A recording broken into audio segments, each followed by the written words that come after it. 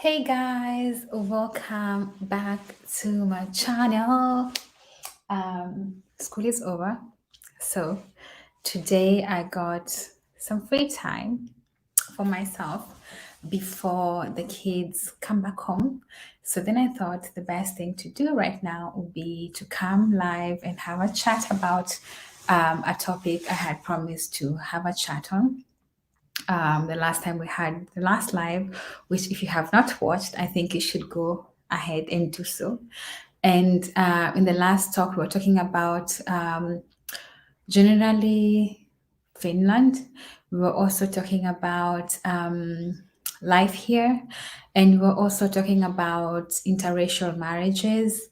And I think we spoke about a lot of things. So if you go and watch it, then you get to understand the life that we had. But today, I wanted to trying to find my phone. I wanted, hey, I can see there's already one person here. Welcome. Let me get my phone first.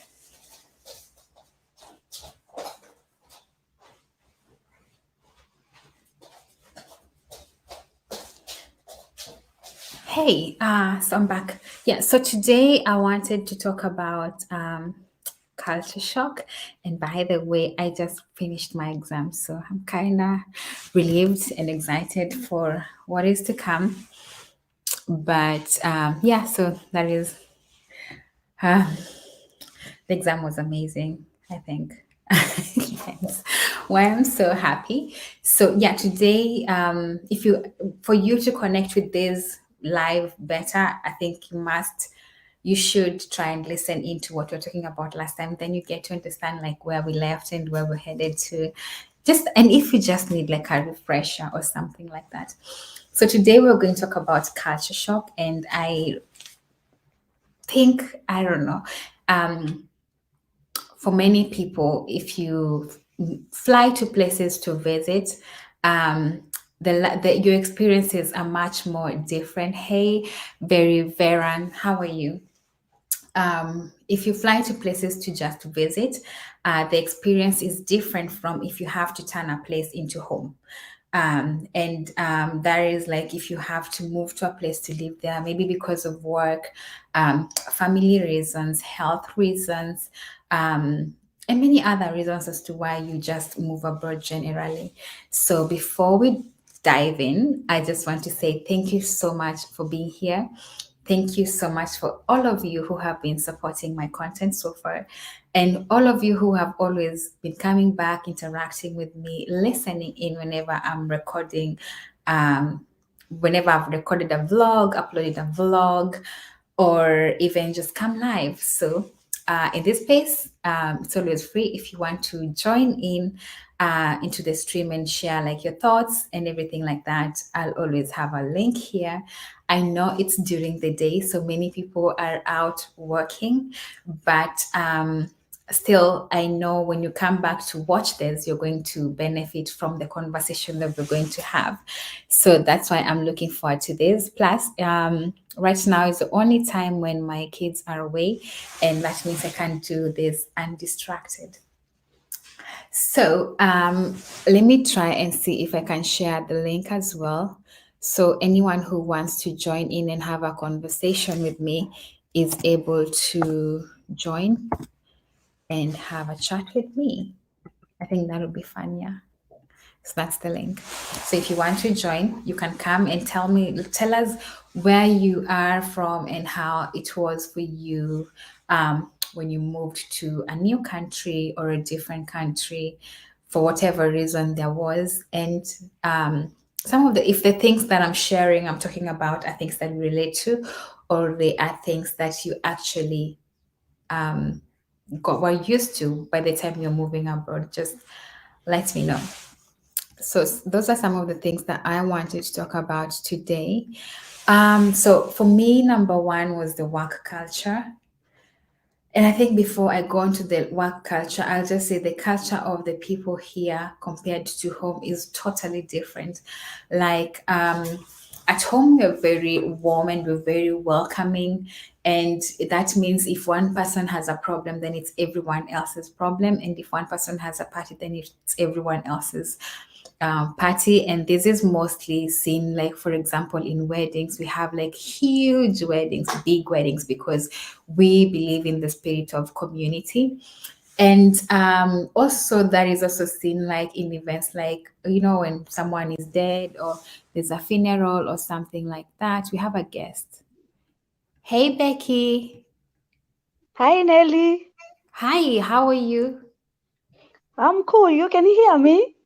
Yes, I can hear you. Oh, it's my first time to join something live. No worries, it's actually nice you're here. How are you? I'm cool. I'm cool. And you? Thank you so much for joining. I'm also doing great. How is your Mm-hmm. day so far? It's somehow boring Is it because warm where you are or it's cold? it is very far from being warm. It's too cold. It's cold and it's raining. You It's know, raining. Oh it's wow. raining. And I I think it think will be rainy the whole day. uh-oh. Ours today there's a little bit of sun. Last evening there was rain. It's cold already, but not so cold like as usually to be really cold. But it's beautiful outside. Yeah, must say. So beautiful. Okay. Yeah, Yeah. I'm indoors a little bit because later from 3 I'll be picking my kids from school. Okay. Same case Yeah, here. We so pick up I from just, 4. yeah, Mm, cool. Yeah, of course I come from Kenya. definitely. I've had your Yeah, accent. yeah, yeah, and I stay in Germany. Mm-hmm. Yeah, How is there like, okay, what was your first opinion, like, or feeling about Germany being there as a new foreigner? okay. The first time I entered, it was winter time because I came in January. Uh-huh. The weather was extreme. It was my first time to see snow. Uh-huh. And you see, the trees were not even having leaves. No leaves. I know the feeling. I know the feeling. Yeah, and then sometimes you tend to think, are they dry? What is happening here? Are they dead? Are they dead? Yeah. And I asked myself, I was just feeling that I'm totally in another world Yeah, I feel because you. yeah, it was in the morning because I came morning hours, and it was still dark. Yeah. Yeah, and I asked myself, how am I going to survive in this kind of weather? Weather. Yeah, Did I you did you did you buy stuff from Kenya, like the warm stuff? not even a single one. Oh my gosh. So you came and then you had to go shopping. I was doing Kenyan shopping. Somebody can say that. Sorry, I was Mhm. trying to to speak a little bit of German because every Yeah. time it is always the same language. Um, when I came, because I wasn't used to wearing what can I say, sports shoes. Um, I don't know, flat shoes. That's me. Yeah, yeah. In fact, I was thinking if I wear something very low and myself I'm short, I was thinking now I have become a cartoon. I'm not And even on a top of human that, being. big clothes. Yeah, yeah. Then I'm here. I had carried a pair of sport shoes. They were still new. But Mhm, when I tried to wear high heels, boots, those were mhm. boots. Yeah. They were like, huh? Who are Rebecca, you are you turning going? into? Yeah, why are you wearing this kind of? But for me, I was trying to be comfortable, but the it was minus. It was I know. minus. I could not even survive with the such. And with the time I started accepting that I can still wear flat shoes, it wasn't for me. But I'm shocked now. I can even survive without high heels. Exactly. I think winter, especially if you are using what would I call, like for example myself, Mm-hmm, we majorly use public transport, and I think it only becomes easy to use to wear heels during winter if you're mm-hmm. moving from car to maybe a mall and then from the mall Exactly. into the car, as Mm-hmm, compared to if you have to, like, let's say for example, take a bus, then go somewhere, mm-hmm, and then walk back mm-hmm. to the bus stop, and then take a bus again and come back home. It's And then considering the slipperiness, the cold itself that accumulates on your legs, it can be crazy. Yeah. Which can be very crazy because even if you have boots which are also high heeled, they are so uncomfortable Mm-hmm. because Mm-hmm. they Mm-hmm. cannot even be that warm inside. And for me, I have called natural cold feet. Hey, Peace, can you please join us? If you're free, that is. How is the German culture, in your opinion, compared to the way Kenyans we are? German culture is not that extreme. I think somebody can still survive with it. Okay. Are the people lonely with regards to the people? Like, are they lone? Do they keep to themselves, or they are warm and wild like Kenyans? Like, Kenyans, we love the party. We go to every person. If another person's success is our success, you understand what I'm Mhm. saying? Yeah, Like, yeah. if someone's son is getting married or there's a wedding around, everyone shows up. Like, are they like that, or it's kind of like your neighbor Ah, is zero your percent, neighbor but not your zero, best friend? 0%, 0%. Uh-huh. Yeah, because German culture, I think they are not people who are used to interacting with the people or even to intermarry, something like that. Because sometimes you can even meet all the people and you are Mhm. black, and there is a kind of a way they are going to look at you Oh yeah, yeah, because yeah. you know they are not used to all these people who have come newly into their countries, and they Yeah. don't like it. They don't like it at all. And you will even find most of them, they stay alone. Holdy people, they stay alone. Somebody is having like one kid or two kids. Hmm. Is can be living alone, and the kids are even very far from the parents or even the mother, very far. So Yeah. they are loner. Yeah, and they're used to this life of being by themselves. I feel like I've had or seen more or less the same conversations going around online, where people talk about the country they're living in. People really don't see them for them. Like, no one sees you for you, but sees you as the foreigner. Like, why are you here? Yeah, Why are you coming to benefit exactly. from our land? Why do you understand? Like, why did you have Yeah, to leave here, go back and live in your country and stuff like that? And on the exactly. last live, I was just talking about how diversity makes us like so beautiful. um Hmm. I've met such kind, I think maybe so far one person in Yeah, my you're stay lucky. in Finland for now. Okay, no worries, please. For now, 2 years, I think I've met just one person, but it wasn't like directly like you should not be here. It was like the way the coldness is different. I mean, all things are cold, and most of them are also like really shy. So like either they shy because English is not their language, one. So Hmm. I feel like many people, when they meet you, the first thought that comes to their mind is the fact that you're going to speak to them in English, and Hmm. they don't like speaking in English because it actually sounds different, like really different, Yeah. when I'm speaking English. and so they shy away from speaking English. And also, it's like a mother tongue dialect, like the way their tongues turn. It makes English sound very different, I would say. Awkward in Mm-hmm. a nice way. But what kind of languages does Finland speak? We speak Finnish and Swedish.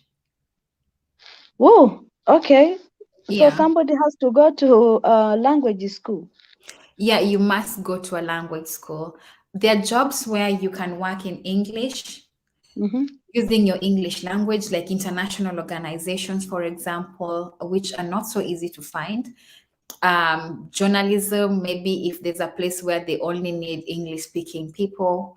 Mm-hmm. Mostly these food delivery people, you see them, most of them, like Walls and other companies that deliver food to your house, are Mm-hmm. mostly done, the deliveries are mostly done by foreigners. Okay, okay. So basically, to be in a position where you're able to select where exactly you want to work in, you must learn the language, because it's the most spoken language. As much as some Finnish people, most of the Finnish people these days, especially in the Helsinki region, the civilized areas, speak English, and English is also taught in school at some point. I can't remember what class exactly right now, but it's also taught in school, but still Mm-hmm. everyone speaks English. Yeah. But I Everyone think speaks also, Finnish, not English. okay, I think also most of the European countries, they also teach from class one, they teach English. But it's very funny, the kids, they don't even use that language. You cannot hear them speak when they go to an office, maybe whereby, or maybe they go to another country which is an English speaking country. They cannot also communicate. So it's like they learn it just as a subject, but it's not something which can help them in the future. Yeah, that's very true. Because, for example, here, college is taught in Finnish or Swedish sometimes. There are courses, of course, that Mhm, you can take in English from the university and even other colleges. But what happens is if you go to work, you're going to speak in Finnish or Swedish. mhm, If you go to school, you can be taught in Finnish or Swedish, maybe, and mhm, also in English. But then you look at how it's going to benefit you. Unless you plan to work internationally and stuff like that, you can easily just be speaking English only and still be able to work and earn a living. mhm, So I mhm, don't, maybe that's why many people also, they don't get to practice their English really so well that by the time everyone is grown up, they still don't, what is it called? They still don't speak it like with courage or something like that. Yeah. okay. Yeah. But, Um, um, go on. uh, okay, another culture shock was this evening bread. Uh-huh. At some point, I was sometimes in the morning shaking because I'm really hungry. Oh, oh.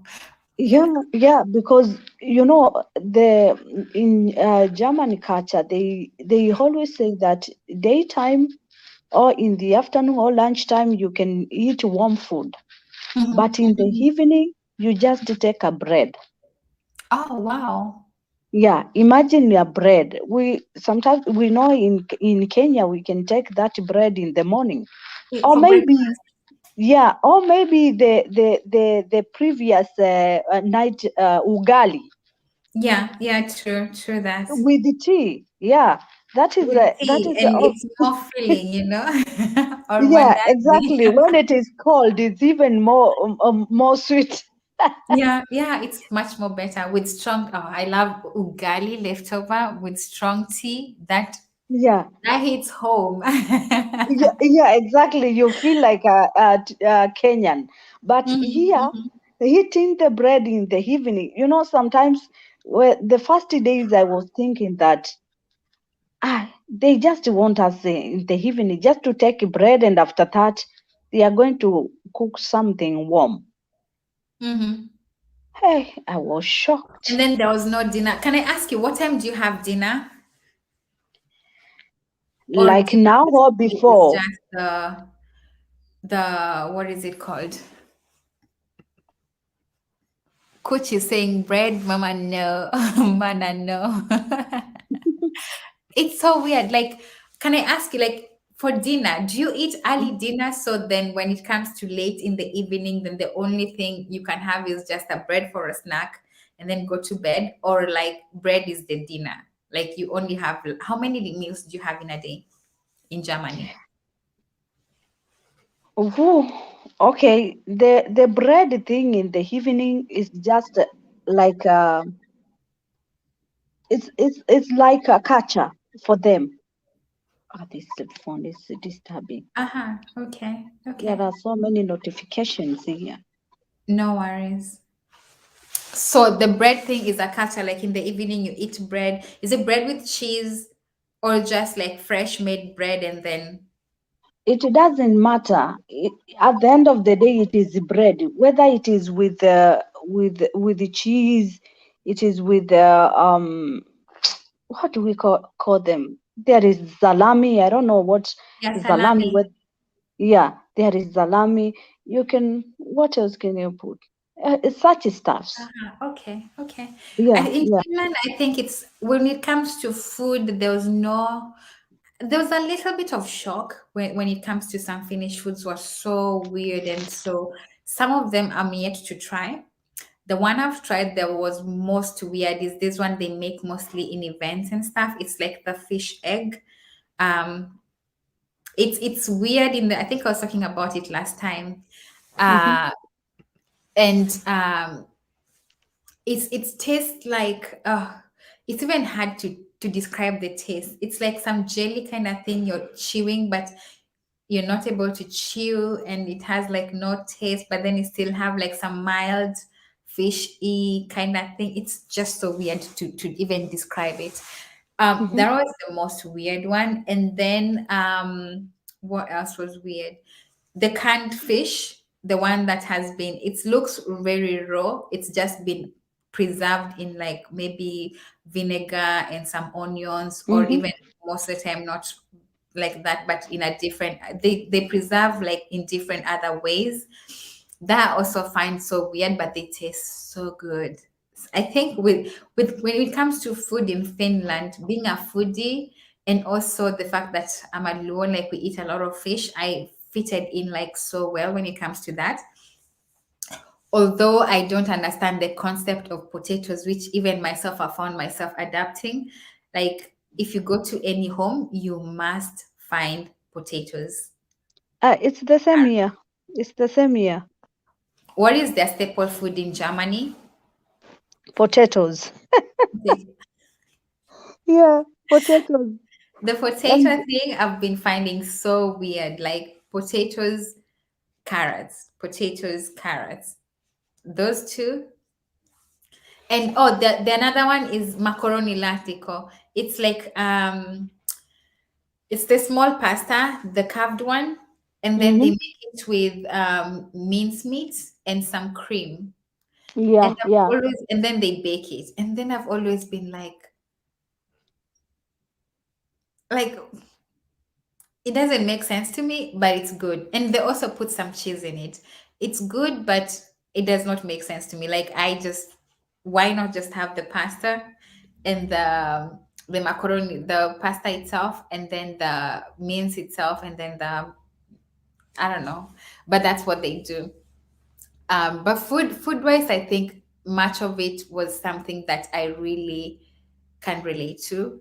Apart from the fact that, our foods have spices, Mm-hmm, mm-hmm. like you have curry powder, you have, what is the one we use on the pilau? Masala. We have masalas, we have curries, we have roiko cubes. Our foods are really rich in flavor, like Mm-hmm, so mm-hmm. and even some people end up even putting chilies. In Finland, the food is so plain. Does that make sense? Like there's not this Yeah, outstanding flavor you can say like they had like the masala or something. No, it's just it's so mild, not plain but mild to yeah. my It's the same here. It's the same here. The food is so flat. There is nothing. Mm-hmm. There is nothing inside, no spices. They don't even put onion sometimes. Uh-huh. Okay. Yeah, but potatoes is their staple food, especially with some fried um, eggs Mm-hmm. and a kind of weird salad which is purple. Mm-hmm. Mm-hmm. Yeah, Delicious. yeah, it is always in a kind of tin. You can also buy it when it is just like a vegetable, but they always buy when it is in a tin. I Uh-huh. don't know whether it can enter into my throat. I find it very funny food. How long have you been in Germany? Um, we can say for now I am Mwenga. Ah, okay. You have been there for a long time. Yeah, I'm here for more than 10 years. Oh, wow, that's amazing. That's so Yeah, amazing. Um, I think the next thing I want to talk about is the work culture. So the work culture in Kenya, for example, if you've gone through the same, we wear like suits. You know, when you're going for your first interview, you wear your suit. If you don't have tafuta, depending on, of course, the job you're doing, but mostly it's yeah. considered like, you know, you're neat, you're presentable when, or you're more serious when you wear your suits. Are you of the same opinion? Yeah. In Kenya, it was obvious you want to look official when you are going to do an interview. Yeah. And how is it different in Germany, for example? Oh, you can wear whatever you want. Okay, so more or You less can it's wear whatever you want, whatever you want, whatever goes. and nobody even cares about your dress code. You It's know, same as and here. the Germans, they are not also those the people who normally dress. Sometimes, for example, if a German friend Mm-hmm. invites you to birthday party, for example, Mm-hmm. as a Kenyan, you just go there dressed to kill. You'll be surprised. And in fact, you will end up even hating yourself for dressing smartly. Yeah, because they will be looking you in and everybody will be like, "Oh, the best chic, the best chic." That is, you are very smart. You see, Yeah, you are very yeah, smart. This statement is positive, but it is negative inside it's it. negative. Yeah, We overdress so much, and when it comes to when you're going for an interview in Europe, it feels so weird. Like, yeah. oh, just throw anything you have, you know. I was surprised. It was the first interview I had in Finland. I wore a suit. My interviewer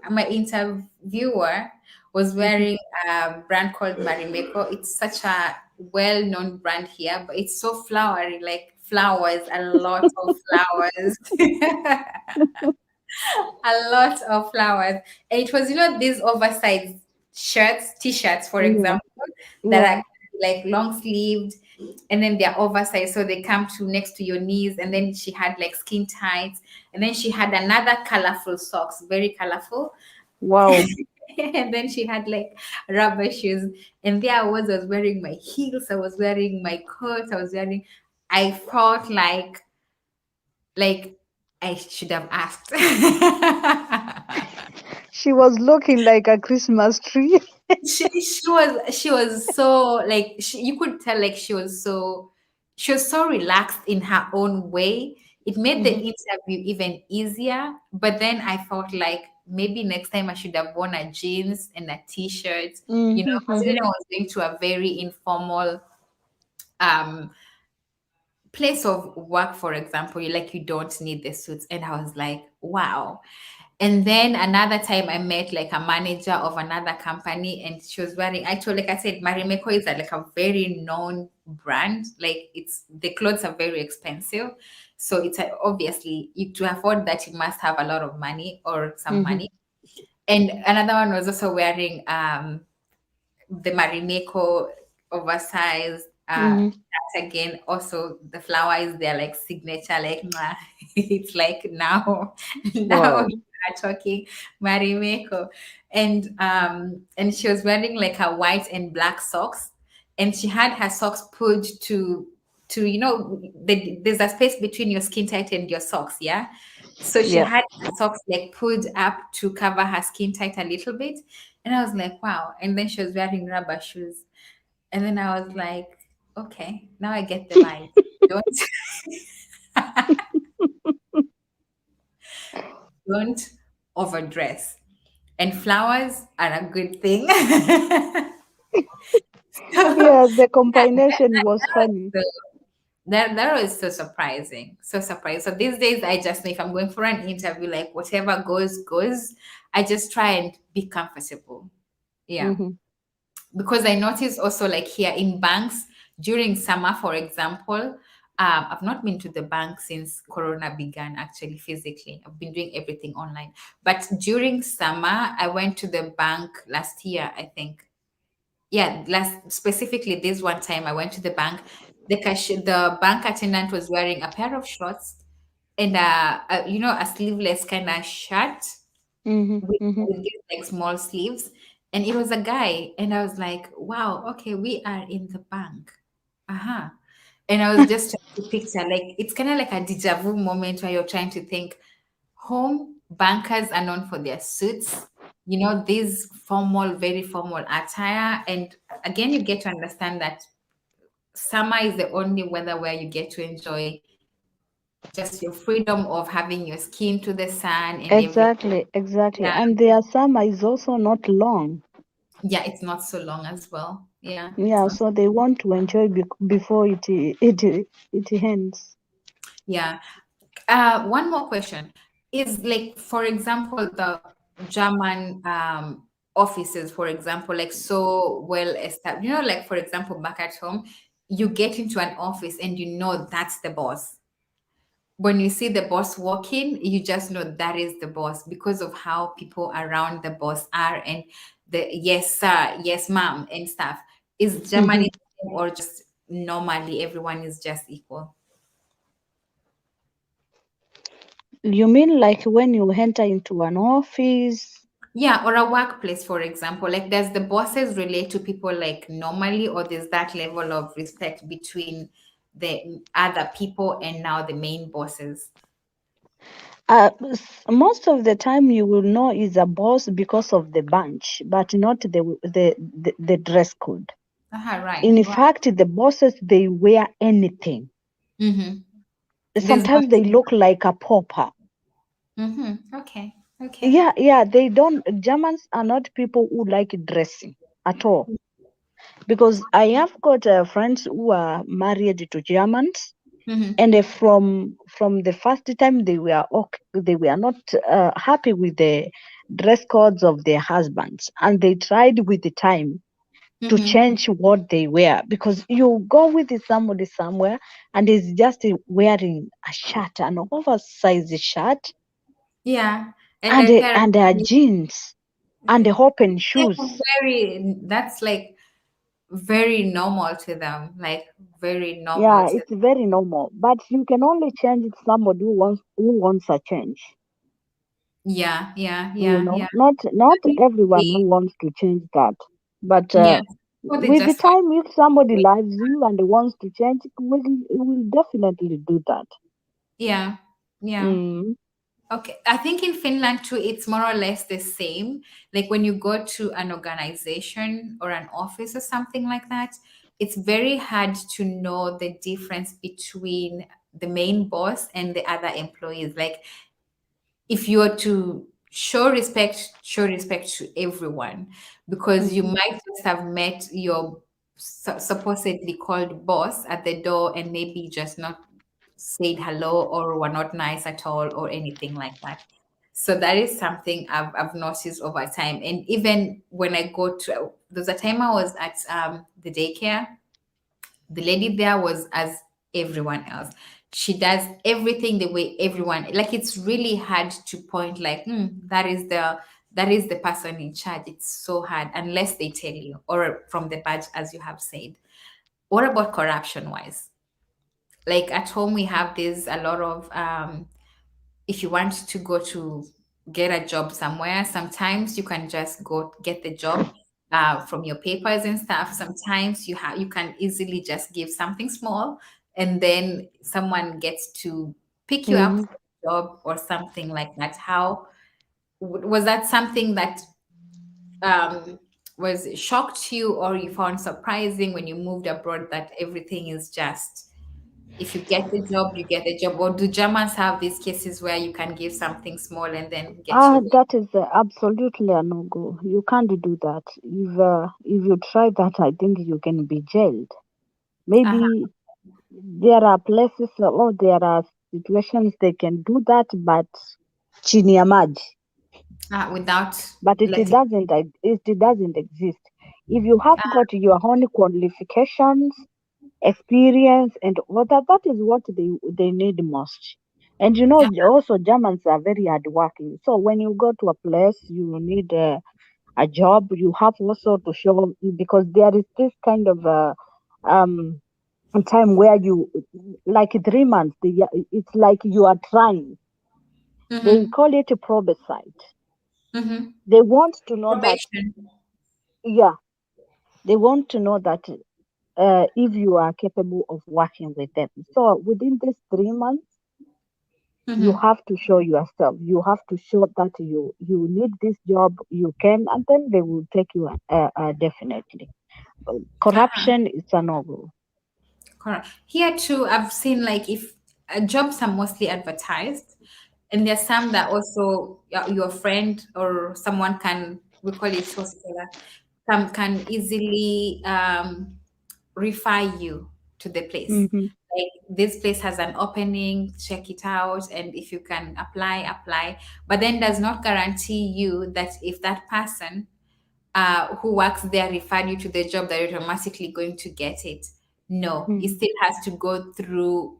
It still has to be on base or on grounds of, did you still if you had the qualifications they needed, then yes, you can get it. Because also Finns, they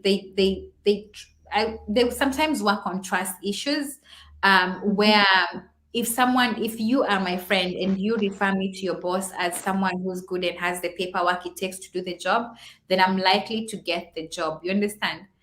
mm-hmm, Than many other people who are out there trying to also apply for the same job. Does that make mm-hmm. sense? Yeah. They believe like, but if you know me and I'm trying to apply for this job and I have the paperwork it takes to get this job, then they stand a better chance of working with a better person than if you're just applying on the internet, which most of the time many of the jobs are gotten on the internet. Or usually companies advertise the jobs that are vacant. Does not mean that someone is just going to benefit, get the job without by paying someone or something like that. No, it's actually illegal. If it does happen, I think maybe in 1 to 0% of the cases. Hey, Adrian, how is school? Okay, I'm doing a live and then I'll come shortly. Okay, yeah. So it does. Make sure you shower. So it does like happen maybe at 1 or 0%. I've not heard, Mm-hmm. none at all, where someone paid to get a job or something like that. Really rarely. Yeah. Yeah, yeah. So It's that is just the something same that, here. It's just the same. yeah. Mm-hmm. And then another thing I have, at home I've worked for some time. There are times I have evaded paying tax. Mm-hmm. Back at home, I'm not, I mean, and maybe I would say at that particular time, I did not know what exactly to do. You understand? There's a time Mm-hmm. when I used to be paid in cash, and Oh, okay. we picked our money in cash back at home. We picked our money in cash. At the end of the month, the boss would give us like the money in cash. And Mm-hmm. when I used to be paid in cash, it means like probably the tax office does not even know you exist. You understand? Exactly. Because if they don't pay you from their own bank accounts and the money shows like it came from this account to this account, then I think that's also how they evade paying extra tax for their other employees as well. So at that particular time, I never used to pay tax until when I was, but then I would file my tax returns when they are now, when KRA announces that, oh, if you have not paid, then you have to pay. Or then when they put the waiver, sometimes they'll Mm-hmm. say, if you have this tax that you have not paid, if you come to pay it by this time, you can have a waiver where the money goes down, the amount you have to pay. So I benefited a lot from that until I started being paid using the payslip. Through Um, the bank. through the bank, yeah.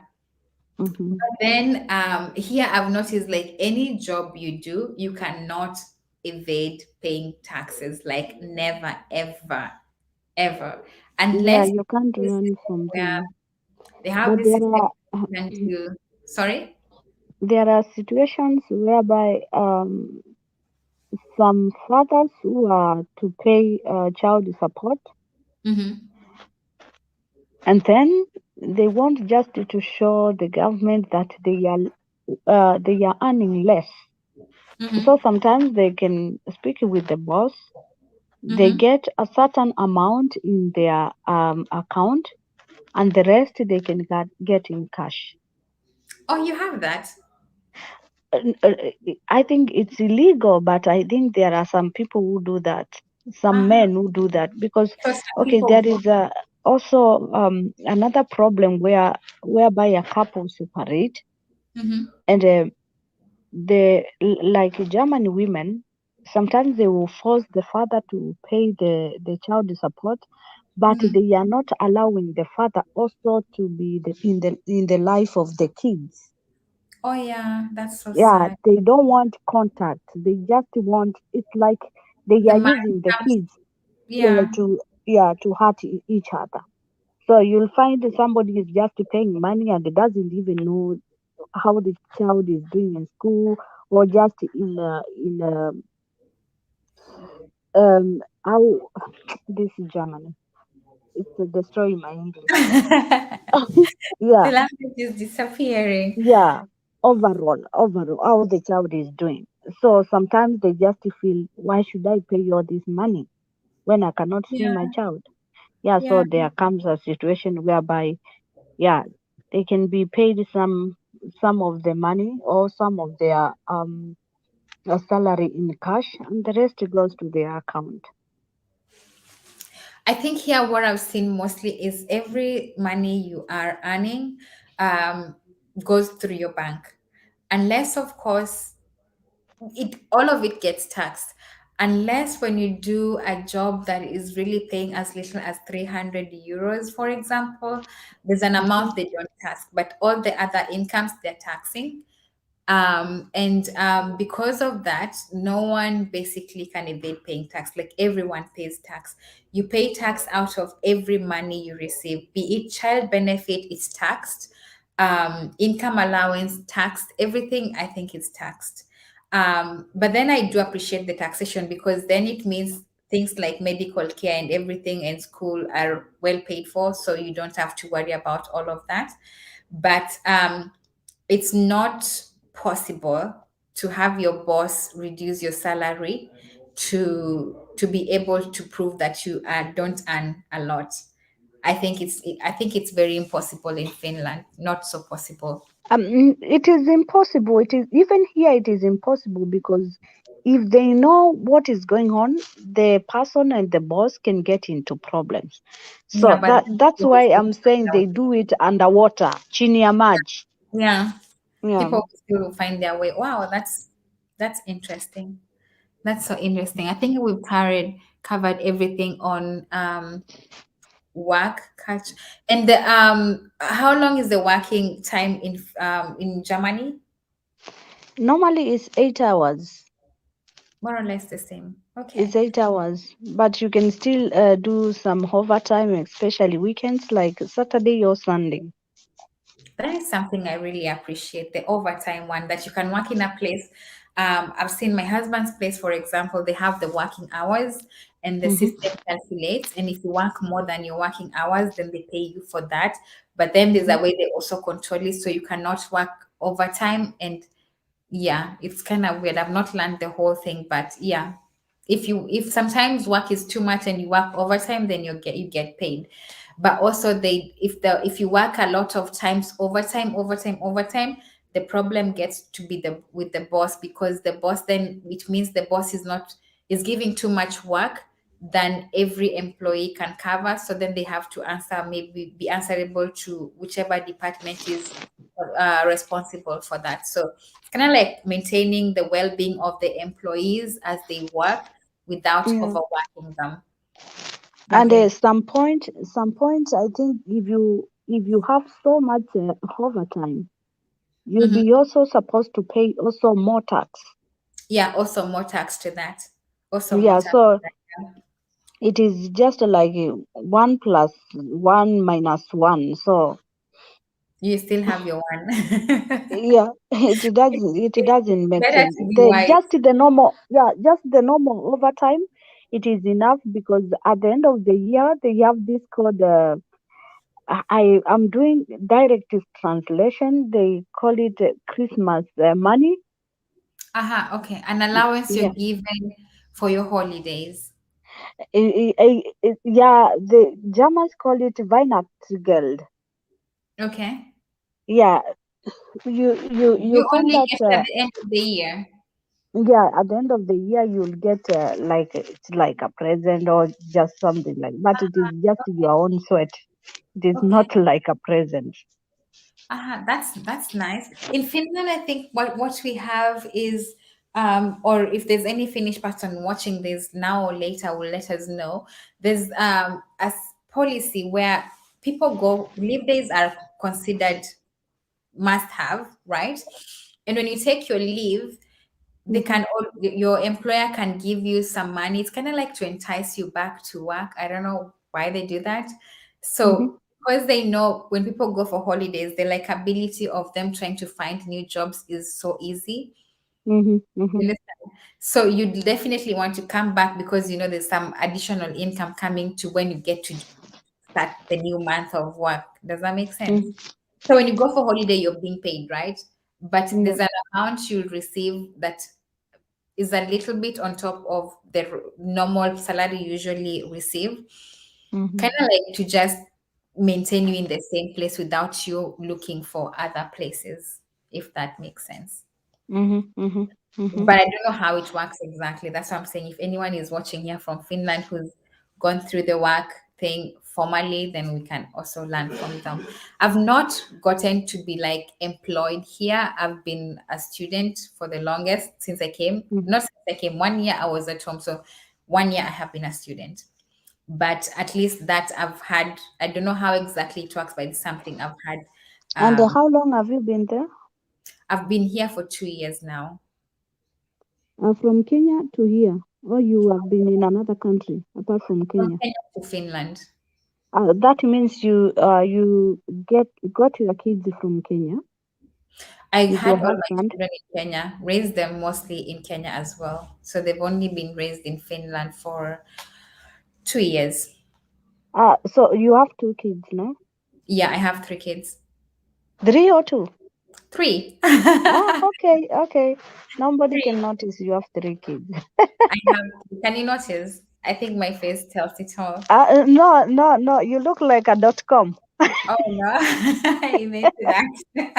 And how you maintain your natural hair, I don't know. Sorry.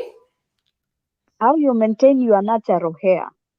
I basically just the water here is on the softer side, Yeah. like the normal water at home.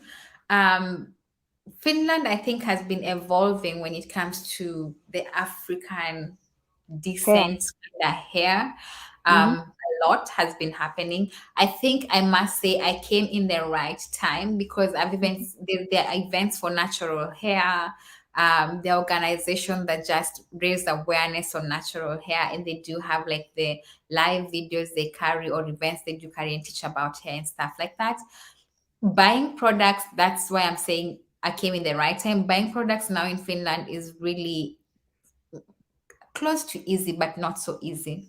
Just Mm-hmm. close to easy. We don't have a lot of variety to choose from. Mm-hmm. Majority, you'll find Sheer Moisture. You can find Cantu. And also the people who also, there's one lady I know specifically around Helsinki region. Now I'm talking about a whole region, Mm-hmm. not a town, but the whole region of Helsinki, who of Usima, who have like a natural hair products and skincare products. She's from Uganda. Mm-hmm. Generally, buying products from the supermarket is there's no natural hair products in the supermarket. The things Oh, you see okay. are got to be glued, and Mm-hmm. maybe these other normal shampoos and got to be glued. So it's not easy to find products for natural hair in the supermarket. But we have the Afro Asian stores, which are basically Indians, run by mostly Indians. There are also some run by Africans. And they have these Cantu and Shea Moisture and Shea Butters and these other oils and products in the store. So that is how we manage basically. Ah, okay, okay. In Germany nowadays, you can like DMs Mm-hmm. in DMs where they sell those kind of stuff like soaps and such things. You can Mm-hmm. also find the Cantu. Uh-huh, yeah. We have Roseman. I don't know whether I'm telling Roseman you, is. yo. I don't know whether you have Roseman. Which one? Roseman in Finland. No, DM. I've not seen. No, no, no. Ah, okay, okay. Maybe they have got other names. But here we have like Roseman, DM. They are just typical German shops whereby Mm-hmm. you can also get Cantu, all the products of Cantu. Here, I think the one shop that has been revolutionizing, that's a long word, revolutionizing African hair and just heritage as a whole, I think, is a shop called Normal. Hmm. And the Normal, they have like all they have Cantu. They majorly have brushes and other things and accessories you might want to use on your hair without the price being high. Does that make sense? Hmm. Because if you Hmm. go buying it from other places, the prices are a little bit up compared to if you buy from Normal, for example. So I these days just go to the Normal shop, although they don't have everything you need for your hair. Hmm. That Hmm. is something they don't have a variety. Like I think if you live in Finland, you can't just say, today I feel like buying this brand. Yeah. Yeah. So like for example, when I started my YouTube channel, my dream idea was I'll get to learn these different brands around and then try and film and try on their products. But then I got to realize that every time I go hair shop buying hair products, I end up almost buying the same products over and over again because Yeah. they don't have a variety that you can say you choose Yeah, from. Yeah. exactly, exactly. I think it is the whole of Europe also. You can't get everything you want Yeah. unless you Yeah. have those you are calling American shops. Mhm. Or maybe when you order from Amazon, because Amazon they have everything. Everything you just think of, just type in Amazon, you'll get it. But now you know the advantage you guys have. You have Amazon Germany, right? Mm-hmm. We don't have Amazon Germany. We don't have Finland. Amazon in Finland. We can buy products from Amazon Germany or Amazon US or Amazon UK, Mm-hmm. but the taxation we now receive on Amazon, oh my gosh, it's a It's lot. too high. It's too high. That the only option you'll feel comfortable doing is buying the product from here. For example, if you buy Shea Moisture from Amazon, Mm-hmm. right? It'll be, let's say, a product that costs 14 euros, and then you have to Mm-hmm. pay 10 euros on taxes, on the Oh, charges. oh, So that's too much. it means you're the one wasting your money instead of saving. Does that make Mm. sense? Yeah. Yeah. So it's really a lot. And also just buying, I noticed buying products from outside Finland has also been like really expensive. I bought a bonnet on the internet from UK, and the Mm-hmm. bonnet was 35 euros. Oh, It's nearly 35 euros for hair bonnet. And then the bonnet came. Collecting it, I paid 20 euros to collect it. wow. 20 euros to collect it. I was like, that is the most stupid thing I've ever done. To get the tax people to clear it for me to pick it up from my postie, I paid 20 euros. So these days I'm just like, if I can't find it within and I can survive without buying online, then it's much more better. But ASOS does not come with any taxes and stuff. So yeah, Yeah, depends on yeah. where the product is coming from. Those bonnets, I think they're where I live, because I live in the city. Hmm. There are some African saloons whereby you can get all those bonnets for even €5, €10. I think it's possible also here.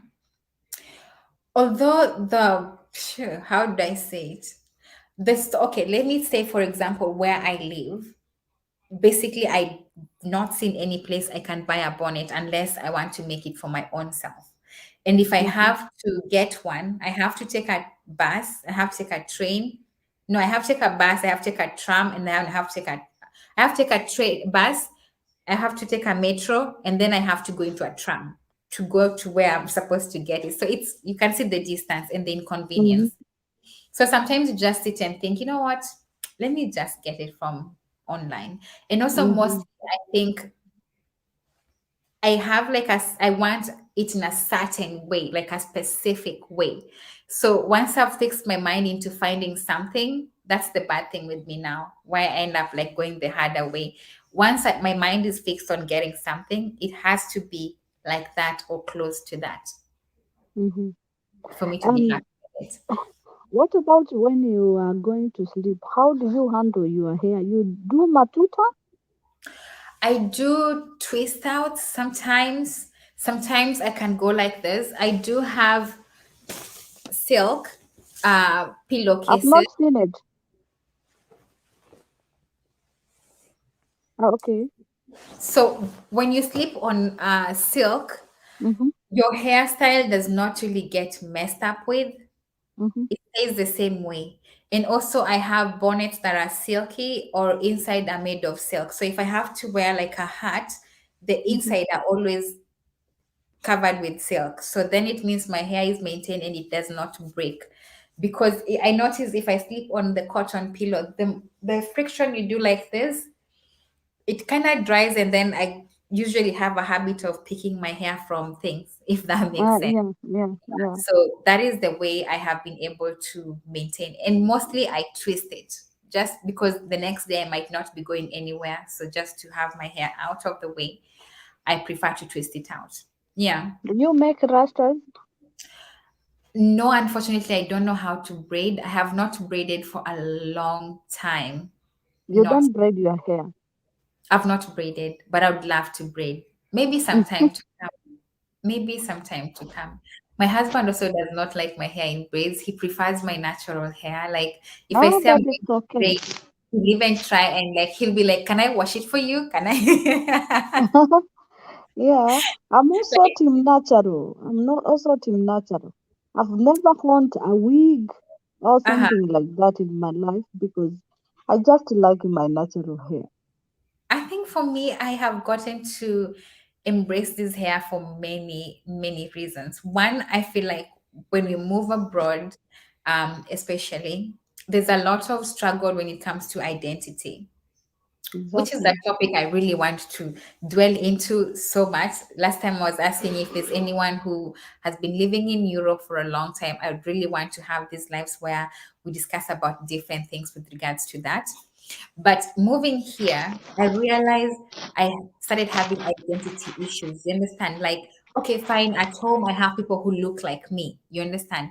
But mostly the Exactly. only problem I always faced at home was I was too dark, if Mm-hmm. that makes sense.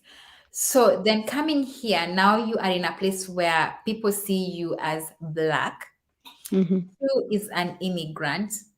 I wanted something that just gives me that authentic identity.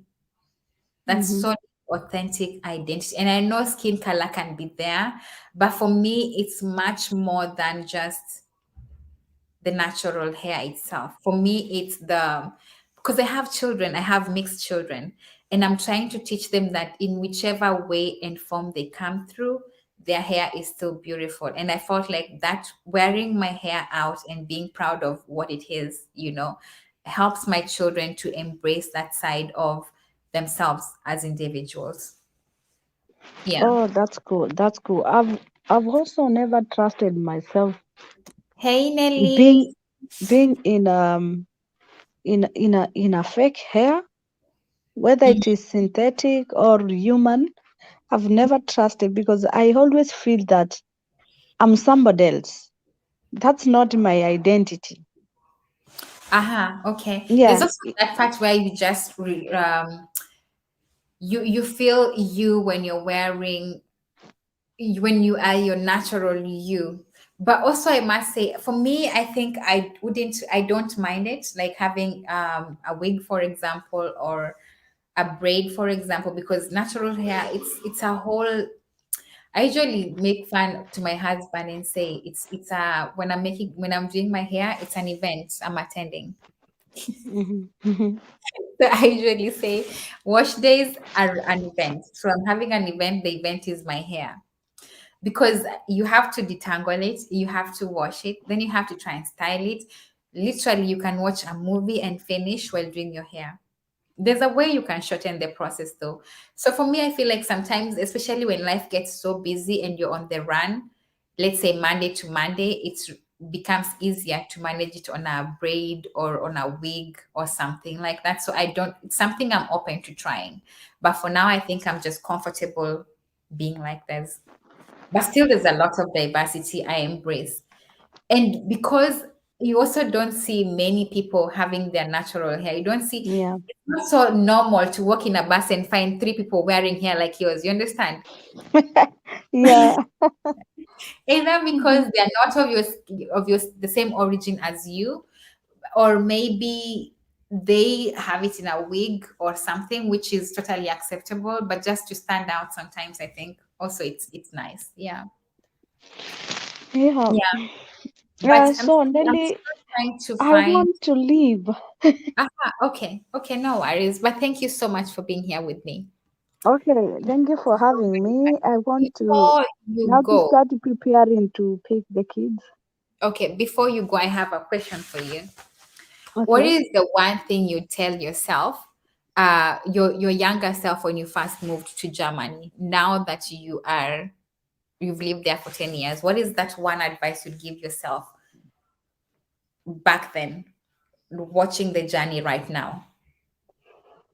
Well, the journey was tough that time because I was very young and stupid. Mm-hmm. Because I remember back home I was like a prisoner. And when I came here, I came as a au pair Mm-hmm. and I had freedom. That is over the weekend. The weekends belonged to me, nobody else, only me. Mm-hmm. And then I think I grew with the time. My mind grew with the time. Even Okay. when I got the first child, I think I was still young, very young, Mm-hmm. 23, and um, with the time because now I have 3 kids. Mm-hmm. Yeah, like me. Yeah, exactly. So I think now I'm okay. I'm grown now to know what I want and what I can't do anymore. Yeah, yeah. Yeah. So there is no way when you are young. Sometimes when we are young, we want to be like this. We want to be a doctor, maybe an engineer, and all that. Mm-hmm. Sometimes it is just a nice dream. Sometimes it maybe it will never come true. But also with the time you come to realize there are people who maybe wanted to be a pilot. Today they are big businessmen. Mm-hmm. But also, I'm just thinking that everything comes with time. Yeah, true. Whatever you were wishing when you were small is not what you are wishing when you grow up. That's very true. Yeah, and from there is when you can make your dreams come true Yeah, when yeah. you are grown enough. Wow. That's Yeah. profound. That's so profound. You Yeah. have any question for me? Um. Yeah. Let me check. How how old were you when you got the first child? I got pregnant at 18, had my son past just a little bit past 18. I had my first child at 19. You were planned for that, or it happened? It happened. It Okay. happened. Yeah. So I had my son when I was really still very young. And Mm-hmm. because of that, um, I had to grow up and grow up fast, if that makes sense. Um, I went through pregnancy with depression. And by the time I was having my baby, it was about finding in a source of income, for example, and trying Mm-hmm. to work and trying to make sure that everything was okay. It wasn't so easy, I must say, but I'm proud of the journey. Yeah, you see now, those are just the advantages of having kid when you are young. The Hmm. time you grow up, all the time you come to an age whereby you just look behind it. You say, although I had my kids when I was young, but I'm proud of myself. If Yeah, you were able to identify yourself and to know that, okay, I am a mom and I'm responsible for all these kids, yeah, then when with the time you just see it wasn't a mistake. You yeah, did good because now you are free. You can go to school without any problem, without saying maybe I will be pregnant in 4 years because I don't have any child. So yeah. those are just the advantages of having. Disadvantage of having the child when you are young. It's just the income. If you The don't have the delay of income, the process and the income. yeah, the income can be a big challenge. Yeah. Yeah. The income can definitely be a big challenge. I think for me, what I'd always say is as long as some people we have children when we're still really, really young and before we even know what the world is as it is. And this is before you even actualize your own dreams. But if you don't give up, and you believe that something better is coming and work towards that, like it just does not come and God says, today I'm just going to drop you, good luck. You Hmm. must try and work towards actualizing it. And when you do so, God connects you with people who will either be your lifetime partners or even lead you to those doors that you need to open. And yeah, you can actually still actualize your work. Even being a mom, you can still be someone you always wish to become. Yeah. So for me, that was my journey into motherhood, and I'm so proud of every place I've been, the pain, the tears, the laughter, Hmm. the Yeah. craziness and everything. It all amounted to something I look up to today, and I'm just like, wow, yeah, Mm. this is Yeah, mine. that's good. That's good. Yeah. So, Surya, Yeah. thank you so much for being here. I really do appreciate it. If there's anyone here who still wants to join, I'll still share a link, but I'll let you go pick up the kids now. Thank you so very much. Okay. Yeah. Thank you for having me. Have a nice day. You too have a nice day. Thank you Okay. so Thank you. Bye. Bye bye. So, wow, that was so nice. And the nice question at the end at the same time. That was so beautiful. Thank you so much for everyone who's watching right now. I really do appreciate it. Today I was talking about culture shock. And I think we covered with her about work culture and the culture itself. I think for me, the other thing that stands out when it comes to um, culture shock, some of the things that surprised me here was the transport and the infrastructure. Like I do see these people repairing roads every now and then. I'm just like, That's a waste of resources. I mean, I know to a Finn it might look so weird, but I'm always like, there are better roads to be constructed somewhere else. Like, I don't see the I just don't see sometimes the need, but I understand also like they have to try and repair the roads when it comes to when the weathers are changing, because now winter, when winter comes, you need more grip on the roads and stuff like that. But for a long time, it never made any sense to me. And the part where the roads are actually washed and brushed, that I'm just like, you guys are so extra. We have the sweeping, but we don't have the washing. We don't have days when the government is just with the lorry and pouring water, and there's that car that brushes. I guess maybe that's why we're third world, but we're so coming up. But I still don't think that is one of the things we'll be doing in our list. But that is still surprising me. I'm always just watching those cars like, wow, like the streets are being washed today. Today they're being brushed.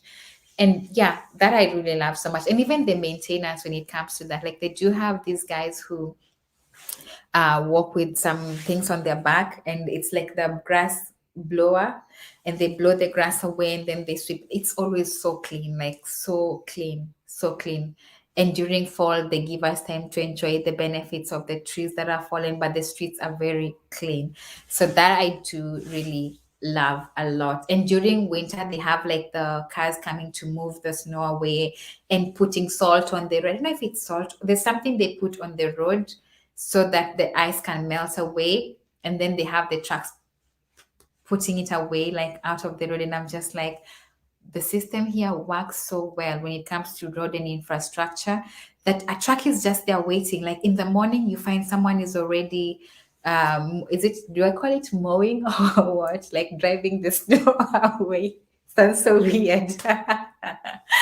Yeah, then I'm always just sitting outside my window and I'm just like, wow, that when it comes to that, I'm still a child. Like I always still sit and on my window, and actually I find it so soothing, like just watching them clean that up. Something I love so much. I don't know, I find fun in weird things sometimes. So that is one of them. And then also the fact that the ticketing system for the buses. So here, for example, when you get into the bus, you have your ticket, which you can always buy in a card form. And you put your money in that card, and then you can just tap it on the driver's place. There has like a machine, and you just tap it, then you get in. Or you give the money to the driver, which these days they discourage a lot because of Corona period. So you give the money to the driver, and then you get in. The driver will sort you out. And then, or you can buy the ticket from the shop. There are shops that sell tickets, not all shops, but there are shops that sell tickets for the transport. One thing I found weird is in the UK, the ticket prices do change. um okay, I'm going to read this shortly. So the ticket prices don't change. It's like one the same ticket you buy, you can use it to go around until it expires, regardless of the day and time. In the UK, my husband's other country, what they do is the ticket prices will differ according to the day. In my country as well, the ticket prices differ according to the time of the day. Here, it's always the same price for wherever you're going to. And you can use the same ticket for the bus, on the train, and you can also use it on the thing you on the is it the ferry? The ferry. It's the ferry. You can also use it on the ferry. So that is something I find so cool. And then another thing on still on the transport is the fact that the city bikes and the bicycles are available for like ease transportation. And once you go with it somewhere, you just leave it there. Of course, you have to. There's a ticket thing you have to buy on your phone, and you have to scan it, and then you use them. I still don't know how to ride a scooter though, and I don't know how to ride a bicycle. That is that is so stupid, considering my husband is a cyclist, a professional one for that matter. But I need to learn how to cycle. I really need to learn how to cycle. And I also need to know how to use the city scooters to save me time. But they also have their own ticketing, which the prices always stays the same. So I'm just so happy that whatever the infrastructure department in these countries thinking of. They're always thinking of making it easy and convenient. So you can go with a bicycle, leave it somewhere else. Of course, they have maybe in the ticketing things, they know where to return it to. I don't know who even gets to collect them back, or how. I don't know how they work that when you go somewhere and you leave it there, someone else will pick it up and put it where it's supposed to be. I don't know. I don't know how it works, but just 42 Tube can tell us how that works. So that is something I've really, really, really a lot been loving so much. The fact that the ticket prices don't change according to whether it's rush hour or whatever time of the day. As okay. So just what she's saying. So natural hair doesn't mean that you only wash it with rainwater, nothing else. And you don't cut either. You just let it grow and as it be as it is. I have known people who had that kind of natural hair. So natural hair means you basically don't chemically treat your hair. That is what natural hair means. It means you allow your hair to grow out of your scalp and stay the way it is, in my best put definition I can come up with right now. Um, like, you can chemically process your hair to make it softer and easily manageable. For example, my hair, the way it is right now, I can only pull a little bit, but I cannot just go and take the comb and do like this. It takes small bits of pressure here and there, not a lot of pressure, because it then tends to break. Our hairs are really coily, so some people prefer to chemically treat them. So then that is chemically treated hair, which is now which is what makes the difference between natural hair and the processed hair. Natural hair is also hair worn on braids or under your wig. That's also very natural as well. It's just in a protective style. So protective styling is what many African people do, which is either braiding it or keeping it the hair out in a wig or something. They're still having natural hair, but it's just protected under a wig. The only difference is when people chemically treat their hair. And rainwater can mostly be found in, I think, in the village, in our villages. In our cities, unless I don't know where you'd be living from, we really don't get to wash our hair with rainwater. We have the tap water, which is really, ah, tap water is rainwater. Yeah, so we use the rainwater to wash our hair. In countries like the US, the water is really hard. I think it's kind of like this underground water or something. So it means when you apply soap and shampoos, because we have a lot of products, we apply products in our hair, like creams and oils, then it's really hard to get the products out because the water is hard. You have to make it soft then. So that's the difference. I think I've tried to explain my level best, I think. They have also trucks moving bikes. Okay. Then that is, I need to watch that, because that will be something I need to also see how it happens. I usually just see like someone will take the scooter or the bike and go somewhere else, and then when they come back, then then they go somewhere else, they leave it there, and then they go somewhere else completely different. So I always wonder, like, how does the bicycle and the scooters be moved back to where they were? It's always weird. But again, because I've not been cycling, I wouldn't be able to know. My high P friend from decades ago would disagree. Okay.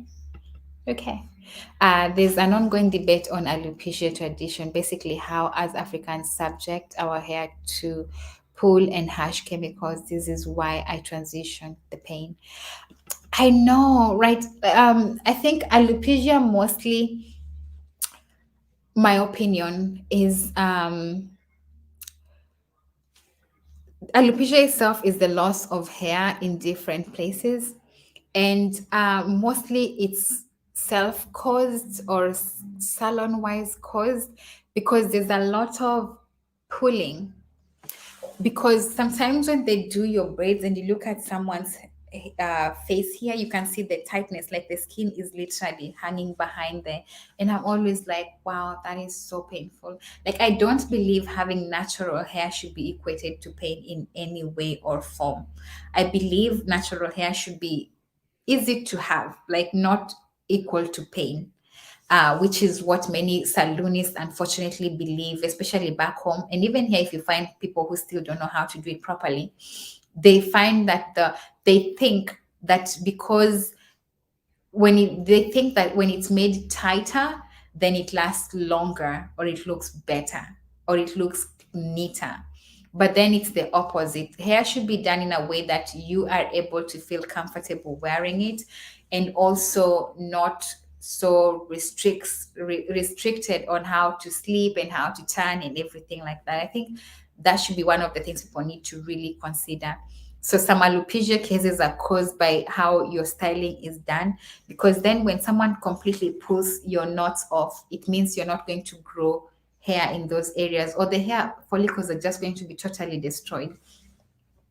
Yeah, but I think doing my own hair these days, I'm like, I know how to not make it tight. I just don't like when my hair is like tight and I'm not. I just no, I don't. And I'm so glad you showing this other side. I'm so happy. Tap water in Finland is always processed. Okay, okay. Glad to know that. And then natural hair is expensive and time consuming, but once you get a hang of it, it is good. That I must agree with you. I must agree, because sometimes you buy a product, you just see offline, someone maybe did a video on it or something, some products recommendations, and then you go and buy the product, and then you've blown like some amount of money, get the product, come try it on your hair. It does not give you the same style that the person, or same result that the person did what got. So it's really an expensive journey when it comes to, for example, you need to buy a bonnet, you need to have a hair routine, you need to wash your hair every week or whatever time you choose to wash your hair. You need to style it. You have the styling products and you use a lot of products. Not as other Caucasian hairs where you just can apply an oil, a small amount of serum, and then you're done. You need to make your hair manageable by applying some products to it. And I feel like that makes it really time consuming and also expensive. I have the same opinion as you do in that manner, Nelly. So it says, my happy friend was a gardener and have some unusual beliefs. Keeping hair without chemicals is very important to him. I think that's really, really a nice thing. Being a gardener, it means if you wash off the chemicals and the drainage system, there's just a whole way of how it affects the environment generally, toxins and whatnot. And I think it's the same principle that we usually say it applies to the hair, because once you apply something, like you process it, for it to grow out or to go back to, you have to maintain it, and maintaining it means maintaining it by those chemicals. Maintaining it by those chemicals means your hair is always manipulated. It doesn't stay in its own original natural form, which makes it so hard to handle. And if you don't know how to maintain it, then you also have to go through the cost of always seeking advice and stuff like that. And then to transition to what you used to know before, you have to chop it off. So I'd rather just have this, trim it when I want to trim it, cut it if I want to cut it, but not have this pain of having to figure out how this chemical is going to work on my hair and stuff like that. Or wear a wig or braid it, it's much more easier. A wig, I'll just braid my hair down, put on my hair, or just tie my hair down, put on my wig, and then I'm done. Or even clip some hair in, you can also just clip some hairs in and you're done. I need to buy some clip-ins for that matter. Don't forget, pick up the babies. My husband is doing that for me. Yeah, so those are some of the things that I've been what is it called, experiencing. So again, vandalization, like I've not seen here when like people basically like break or steal the city scooters or something like that. Rarely. Everything is so well maintained. Like so well maintained that you barely see any problems with them. Another culture shock for me, I think, the roads have talked, and when it comes to maintenance, they also maintain the bushes so very well. I'm just like these public greeneries alongside the, like on the, in front of the buildings or alongside the way and stuff like that. Like they're so well maintained. And I've also seen sometimes they have like roads, not roads, but trees. They put like papers on the trees to show like they're going to be cutting some trees. Like the whole of that just makes me so happy. Another thing that I love about the Finnish culture, which came also as a shock, is the forest. The forest is considered every man's land. Is it like a, it's a no man's land, is it? It's a no man's land. So everyone is allowed to use the forest, go in it, do anything you want in it, but you're not allowed to cut, of course. You're not allowed to cut the trees and come home with them.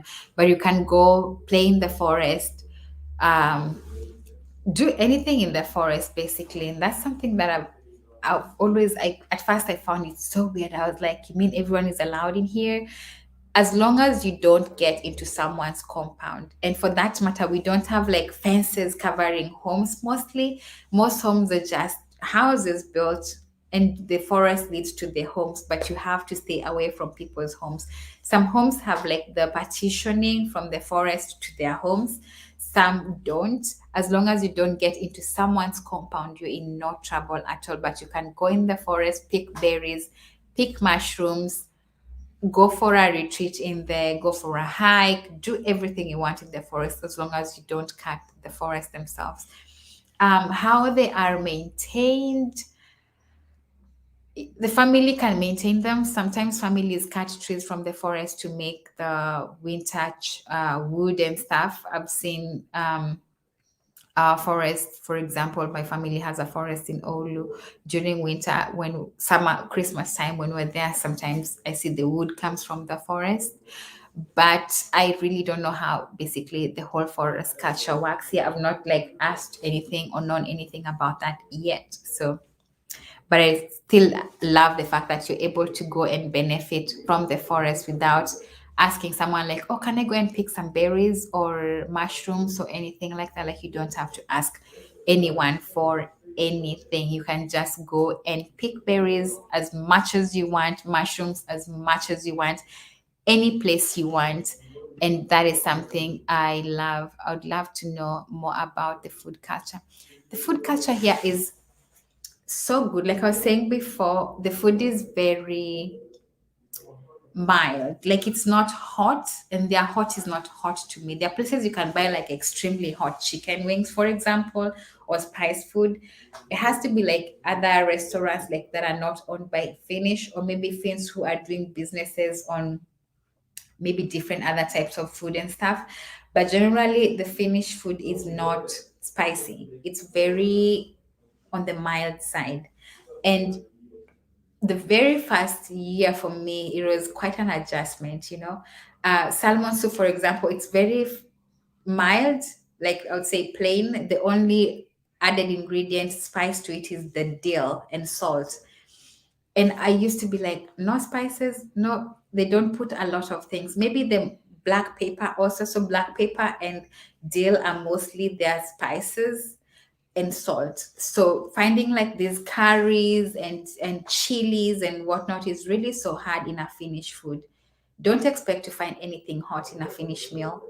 Not at all. Everything is just mild. So easy to eat. Can be weird to your palate if it's your very first time, but the food is really good as well.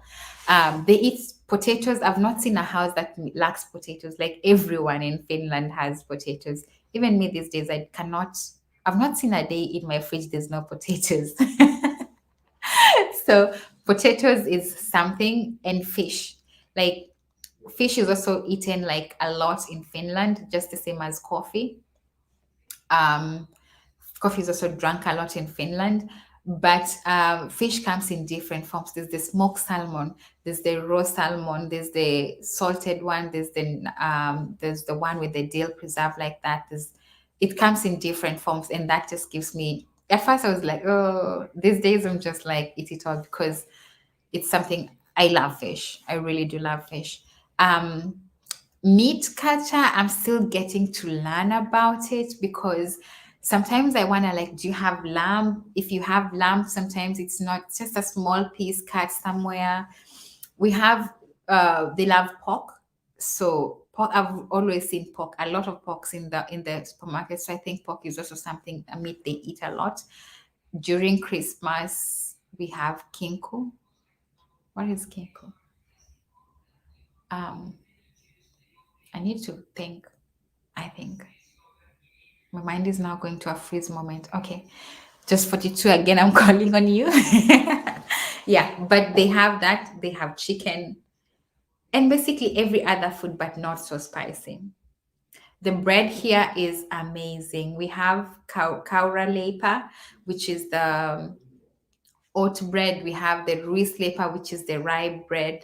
And we have this normal other white bread. So mostly I'd say you eat the healthiest, most tastiest bread here, I think. Um, Usually in Kenya, I remember I used to be a fan of rye bread. I used to buy my bread from Brood. Brood was in Side Center.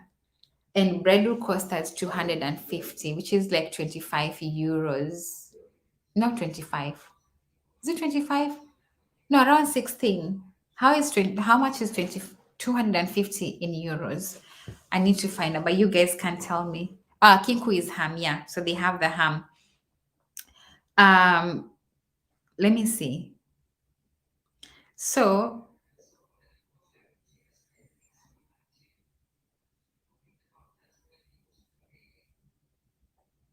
we used to have that. Uh,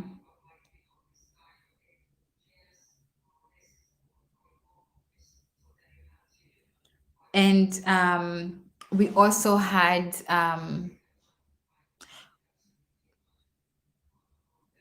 oh no, not like that.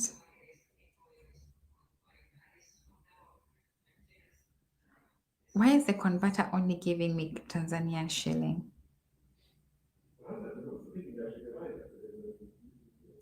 No, this is not working for me. Yeah, so we used to have bread for 250 euros, shillings, 250 shillings. But here it's like if you have at least a euro and some cents, you're able to get a bread. A euro to 2 euros. I can't remember the price of the bread properly, but a euro to 2 euros, and even less than that. And bread comes from the low packs to the bigger packs, which contains a sizable amount. The bread is so healthy and so good and always so fresh. So that is something I have really loved a lot compared to home. I think bread is expensive at home than it is in Finland, I think. But the food generally is good. And bread is accompanied by soups, come with the breads. Every dinner table you must have, you'll find bread. Breakfast, you'll find bread. In schools they have bread, and it's always not the white one but the multi-grain bread. So I feel like that is something really nice. Another culture shock was the fact that the food the schools give are like really like family kind of home meal, whole healthy and beneficial, like just not food. Like it's really good meals they have in school. So that is also something I was like, what you guys did eat what? Goat meat, cheese. Goat meat is there, but not so much. Finns love cheese. There's a lot. Cheese goes on bread. Even in school, I was in Van Hakoti. They were also having cheese on bread. So cheese is something many people apply onto their breads most of the time. Goat meat, I've not seen so many. My friend told me I should try and go to the African Afro-Asian store, which I'm still waiting to go. But I think in the supermarket I've bought, since I came to Finland, just once have I bought mutton, just once. and it was like a specific cut. Like you cannot just buy I didn't find like the one with the bony teeth where you're able to make a good stew. It was just a fillet basically. So I'm still trying to think, is it because they don't eat a lot of goat meat, or it comes already packed in a different other way? I'm not sure, but I need to find out about that. Another thing is the coffee, I think, which is still food. Coffee, sauna. I know coffee and sauna does not come together, but they do have a resemblance. Coffee and sauna, basically cold weather and just naturally their culture. And potatoes. So those are some of the things. If someone asks me, if you think about Finland, what comes to your mind first? For me, it's coffee, sauna, potatoes, the forest, and the lakes. Those are some of the things that comes to my mind. So people here drink coffee, a lot of it, like a lot. In a day, a normal person can have more than 3 cups of coffee. At work, coffee is always available. I think mostly in every place. Um, Coffee is very affordable as well, in my opinion. And Finnish homes, like any meal after meal, when you get into a house, when you're almost leaving the house and someone says, let's make some tea, it's always coffee. Like they don't have this tea culture. Tea is not, it's there, people drink tea, but not like a lot of tea. Like I've never had my relative telling me, "Oh, now we're having tea." No, it's always, "Do you want a cup of coffee? Would you mind a cup of coffee? I'm making some coffee. Can you have some coffee?" Like even in the evening, it's like coffee. As you wake up in the morning, you have tea and bread. They have coffee and bread and milk. If you want to have milk, that is also something they do, which is I find so weird. Like Finnish people who've grown up still drink milk, and in my home I'm just like, to find milk as a drink on the table with big people is so weird. Like at least in my home it was so weird. I think even in Kenyan families it's so weird, but in Finland, like, you find people, they put water, we put water and maybe drinks like juices and stuff like that. They put water and milk and maybe juices, rarely, but also juices and beer and wine if you want, but at least milk and coffee and potatoes are some things that I know you can, and bread and drizzly. But those are things I don't think you can miss in a Finnish home. Yeah. So far, I've not seen any home without the those kind of things. And then also sauna is, I think, a culture. I read somewhere that Finland has like the most saunas in the whole world. So sauna is like in every apartment. Sauna can be, many people have saunas within their homes. If you don't have, there's a sauna in your apartment, so you don't have to go somewhere. Thank you so much, Nelly. And also there are saunas like by the sea. There are places, restaurants you can go and still even enjoy the benefit of the sauna and stuff like that. Yeah, this one. Alcohol and cigarettes. Those are two Finnish friends, I think. I was mentioning in the previous video that I was shocked. I usually find it weird, not shocked really, but weird, because now I'm getting used to it, but it's still weird that someone will sit in a public transport and be rolling their cigarette. you know I'm always just like, can't you wait until we get out or something? But it's normal to them, like it's something they love doing. So you'll find someone is, not all, but some do it. You'll find someone is sitting in a public transport and they're rolling their cigarette to smoke it when they go outside, of course. And many people smoke in Finland, I think. Many people smoke in Finland. I don't know if it's because of the weather.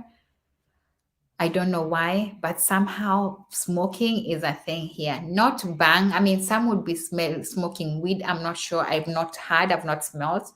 But cigarette itself is something that people smoke a lot in Finland. Like if you go in a supermarket, at the cashier, you'll always see someone, because the cashier always has the cigarette up there. Of every two people that buy, there's always one person buying the cigarette. Of every two people that buy, there's always, I think, I would say so, 2-1 ratio. Many people smoke here. Drinking is also a thing. Drinking is it's a thing within the people. For some people, I don't know if it's because of retirement and loneliness and stuff like that. Sometimes you walk in a place in the morning and you find some elderly, kind of couple or just man and man or just friends, they're sitting on the road, they're already drunk and they're having like a whole dozen of beer with them and stuff. But not everyone. Drinking is something that is very normal. Like having alcohol in any home is very normal. It's not so weird, not weird at all. So that is something they do a lot. Not all Finns drink, and even if they drink, it's not like the bad drinking where you get drunk and you abuse people and stuff like that. They drink and they mind their business. Like no one goes into people's business. And talking about drinking and the culture itself, the transportation, you sometimes will find the bus will stop for the drunkard to pass. I'm just like, you didn't hoot. Like they just stop and let the drunkards pass. Like it's that safe and mindful. What else have I not talked about? Another thing that I found weird was healthcare, because for me, I think the reason why I basically fell in love with this place was the healthcare. Being able to fall sick and not worry about where am I going to get the money and am I going to be able to afford it? And because when you become a parent, your mind first goes into healthcare, and are you going to be able to provide for your children that need when it comes? And here I feel like the government, the way it's set up is through tax and all these monies that people pay. They've been able to secure and make it safe that every person at least is treated. And that is why if you have to come here as a foreigner, for example, on tourism, you must come with an insurance cover. And if you come here as a resident and your Kela, what is it called? Your Kela information have not yet been processed, you still should be on your insurance cover until Kela has processed your identity. Is it identity or something? Activated your registration. You need to be on insurance until Kela has activated your registration. So before that, for example, as when we came with our insurance cover, and then we waited until Kela activated our cover, our registration, and then we were able to now start with the hospital as other people do. But you must Kela covers, if you're sick, you can just go to the hospital, you'll get treated. There's a small bill that comes to your house, but it's not as much, it's not too much, it's very little close to nothing. And children often are treated for free. So that is something that I really do love, that you can just book an appointment, go, although missing an appointment is very expensive. Dental appointment, if you miss, for example, it costs 50 euros to pay for that. So you have to keep your appointments. That when you call, you have to make sure you attend your appointments. Do they have farms, common wild animals? Finns love dogs, a lot of dogs here. I think if you're planning to fall in love with a Finnish man, be ready to raise a dog, or be a pet lover, for example.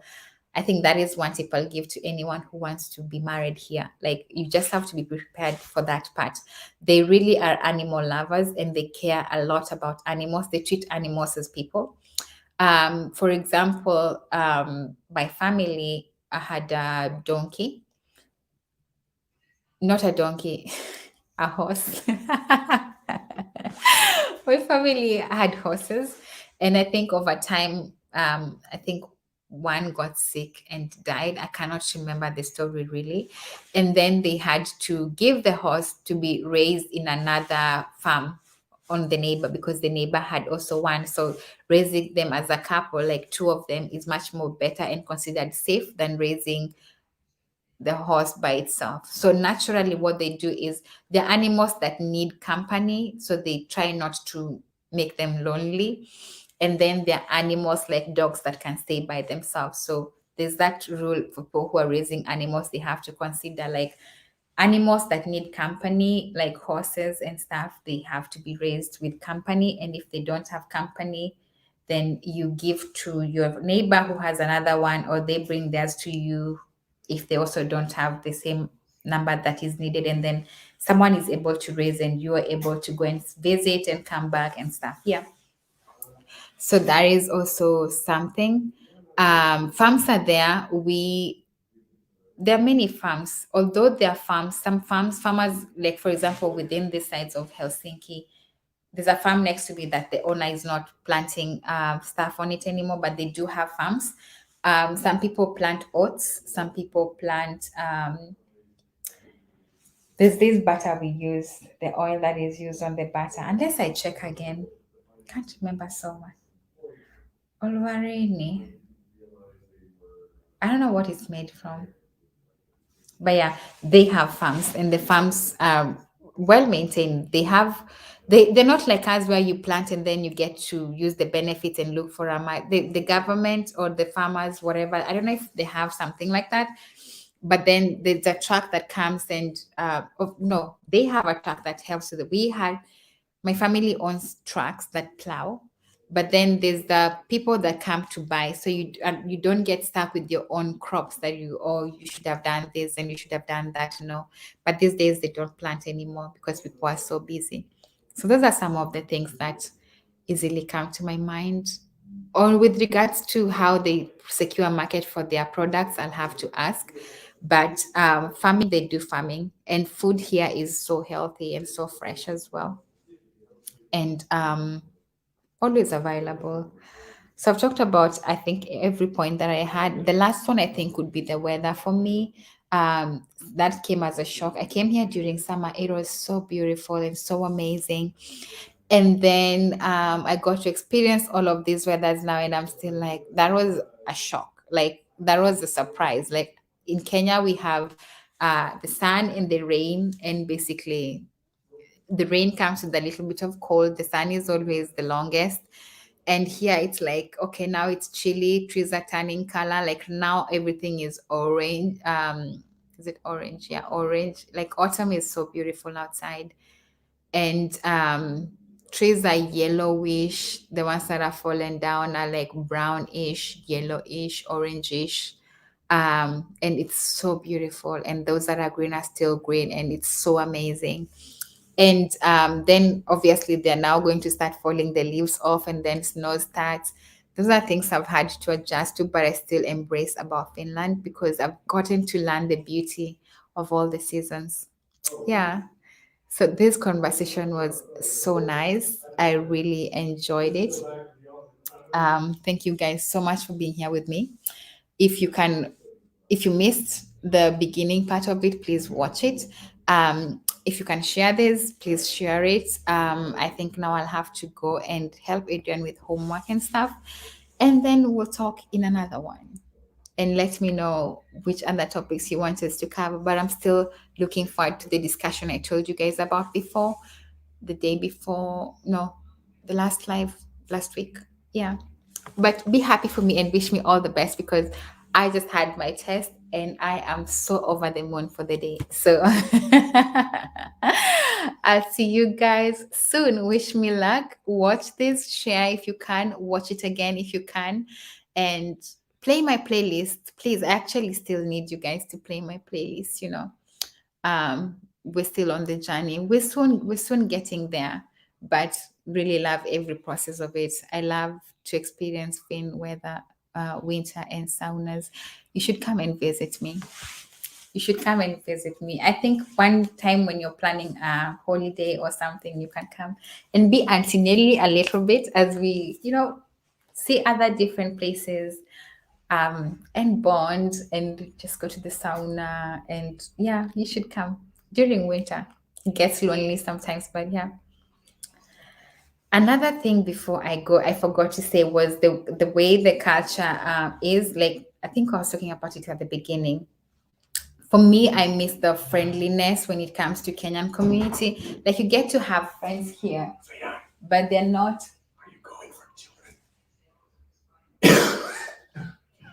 You are. We have the way the culture is here. We do have neighbors. We have people, but they're not so much like friendly and warm as we are. I feel like mostly it's because they fear or they shy away from foreigners. They're naturally shy. So I don't know if it's because they shy away from the fact that you're a foreigner, or they shy because you are just generally shy. That I don't understand. But what I know is many of them are really shy, and it's very normal to walk to a place and just be by yourself, basically not meet anyone who comes to you and says hi and be chatty and stuff like that. It's so very normal. And in the lift, for example, if you get into a lift where there are people will just be on their phones or just looking at the numbers. Like no one says nothing, no hi, no nothing, no nothing. Everyone just looks at the number or their phone. When the lift stops, they get out. Like that I still find so weird. Like every time I get in, I'm always like saying, Moi. And then they'll just be like, yeah, that's so weird for me.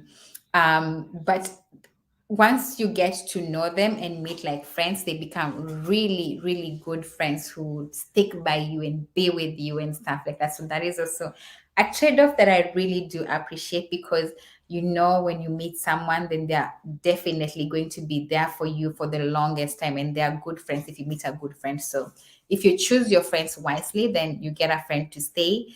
And if you choose badly, then you get a friend to not to stay. But generally they are really good friends. But the quietness, like your neighbor, don't come and assume your neighbor is naturally going to be your friend, because your children might never know even who the neighbor is, and the neighbor might not even know who you are. It's that weird.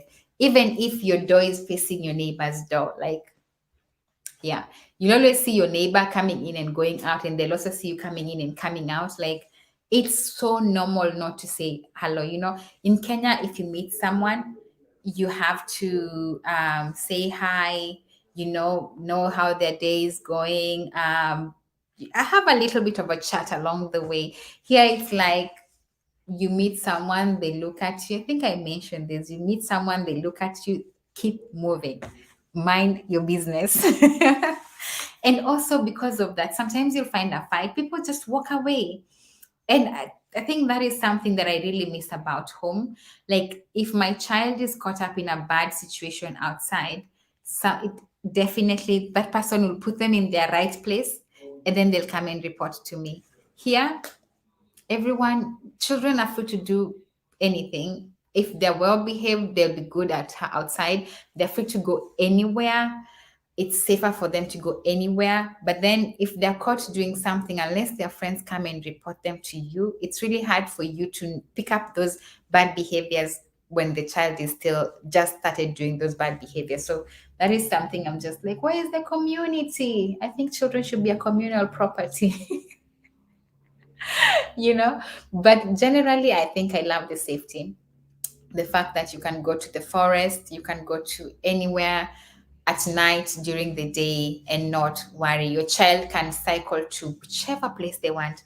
They can even go through the forest at night, and they'll be really safe if they don't get to meet the wild animals.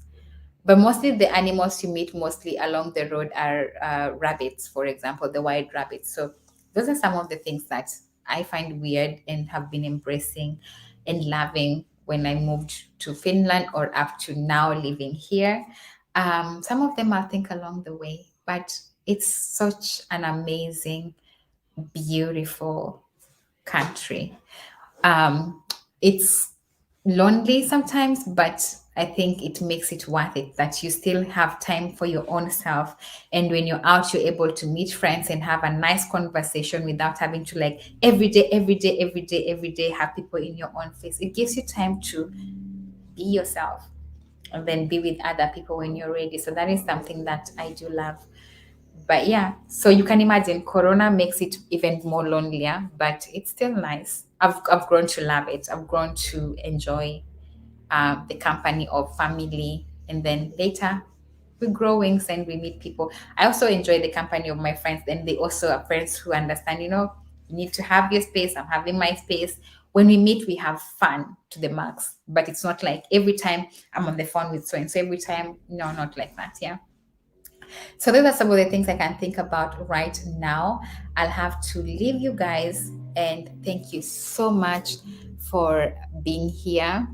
Uh, so very much. Thank you. So I really, I think, end this now and then go. And I'll see you guys in the next one, when we have the next one. I think it should be soon, but I'll see you. And wish me luck.